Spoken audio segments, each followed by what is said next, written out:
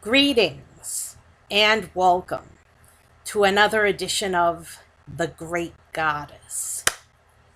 Praise be to Goddess. Praise be to Goddess. Well, here it is another Wednesday, and today we have for you the subject of the goddess's male creation. The goddess's creation is male, and goddess is female. That's a basic thing that we know to be true.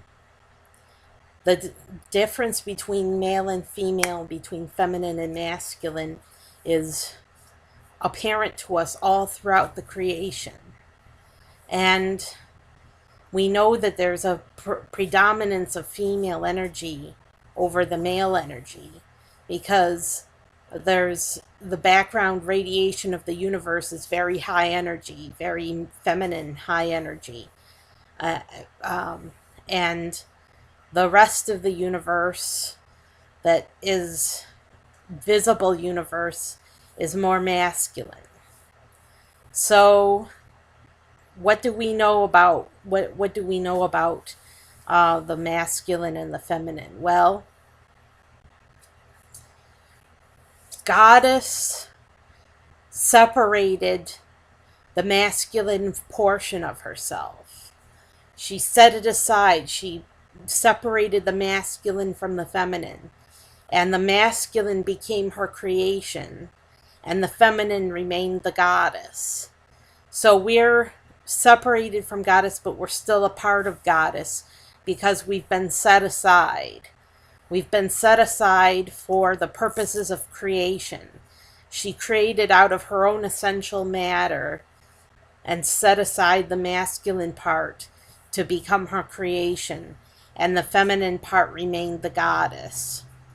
So this is a very important point because if the goddess set the masculine part aside, that means we're independent of her. We have a life of our own. We're animated with a life of our own because we're set aside separate from the goddess. And we're set aside special because we're special to the goddess. We're her special creation, her special baby that's created out of her essential matter. Now, we have a connection to the goddess. It's almost like an umbilical cord that connects us to the goddess, and she powers our activities through this umbilical cord that connects the masculine creation to the feminine goddess. We're powered by her. Her energy powers all that we do, all of our activities, because we're the masculine part of Goddess. We're the masculine energy that's the masculine part of Goddess, powered by Goddess, set aside special by Goddess. And because she set us aside special to be her creation, we are privileged. We're specially privileged because we're her masculine creation. We're specially privileged to have been set aside by her for her creation. So it's obvious that the goddess loves us and that she treats us like we're very special. Because she set us aside, we have a life of our own. Because she set us aside, we have our own free will and can act however we choose because we were special, because we were set aside. Now, when I talk about the masculine creation, it always reminds me of dark matter, because dark matter is found all throughout the universe, and scientists don't know what dark matter is. It's mysterious. That's why they call it dark matter, because it's mysterious. But it blocks the light. You see, it blocks the light. Light can't filter through the matter. It gets caught by the matter. And do you know what happens to the light when it gets caught by the dark matter? It gets transformed into heat energy. And scientists like to call this the heat death, because light is being transformed into heat energy all the time by matter.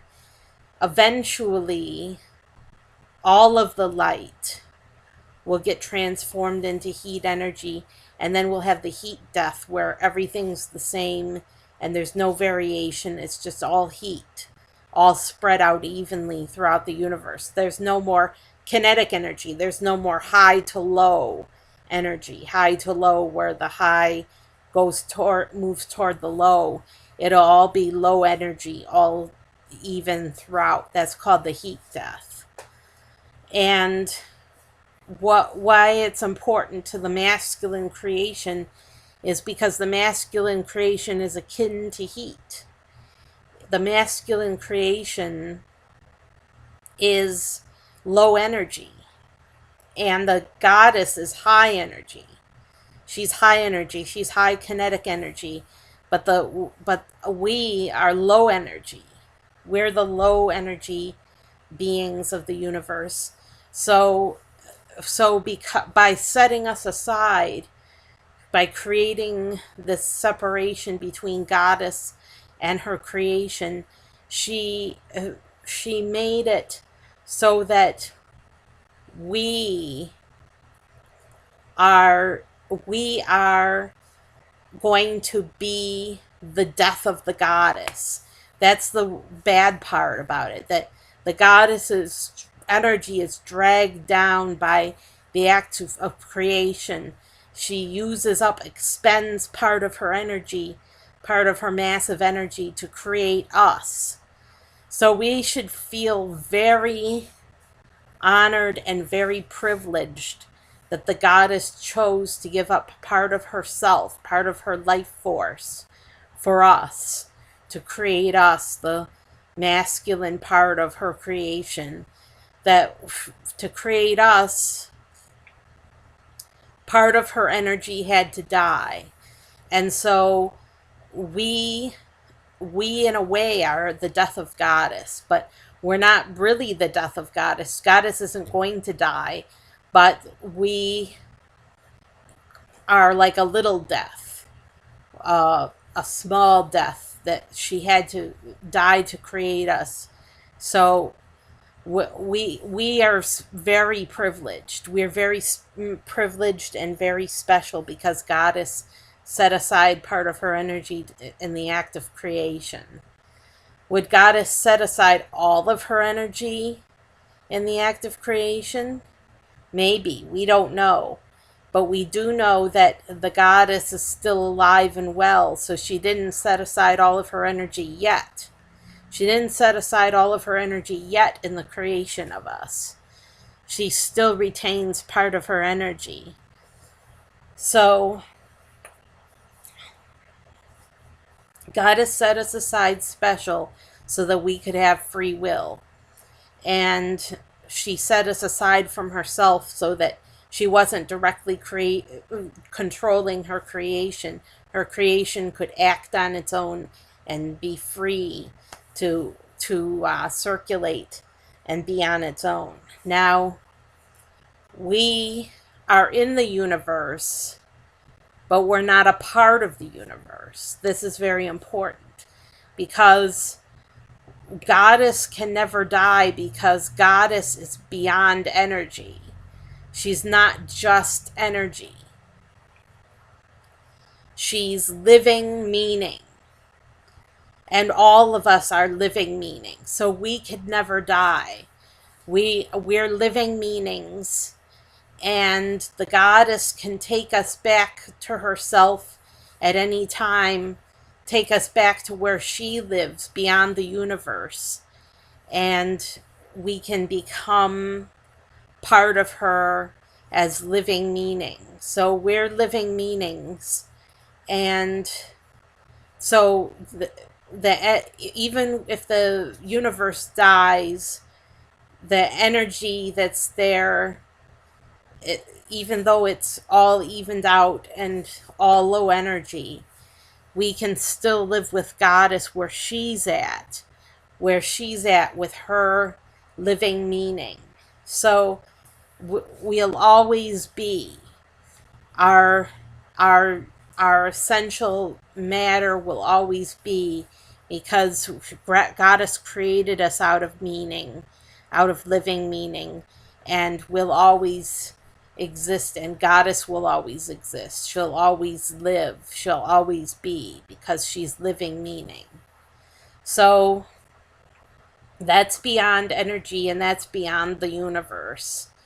So, so the universe was created out of living meaning, and the universe is living meaning. And but the universe, even if it dies, we can live beyond the universe, because we're living meaning as well. So that's the story.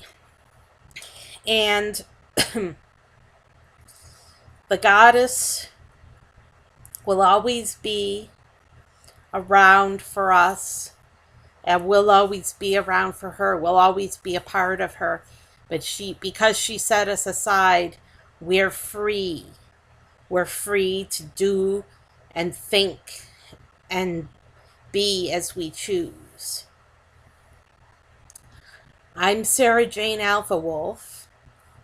Have a great week and enjoy your freedom.